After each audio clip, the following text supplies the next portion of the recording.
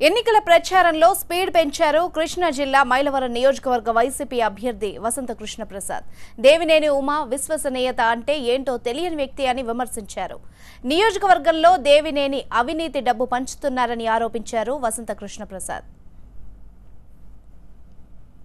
రాబోయే ఎన్నికల్లో మీ అందరి అండదండలు కావాలని, మీ సహకారం కావాలని, జగన్మోహన్ రెడ్డి గారిని ముఖ్యమంత్రిని చేయమని, నన్ను మీ శాసనసభ్యుడిగా కొట్లూరు ప్రసాద్ గారిని పార్లమెంటు సభ్యుడిగా గెలిపించమని మీ ముందు ఓట్లు అభ్యర్థించడానికి వచ్చాను. ఒక్క అవకాశం ఇవ్వండమ్మా. 2 సార్లు గెలిపించి శాసనసభ్యుడిని చేసి మంత్రిని చేసిన ఈ దేవినేని ఉమామహేశ్వరరావు మన గ్రామానికి ఏ మేరకు ఉపయోగపడ్డాడు ఏంటి అనేది ఆలోచించండి. రైతు రుణమాఫీ చేయలేదు, డ్వాక్రా మహిళ రుణమాఫీ చేయలేదు, 2 రూపాయలకి 20 లీటర్ల నీళ్లు ఇవ్వలేదు, పావలా వడ్డీకి రుణాలు ఇవ్వలేదు.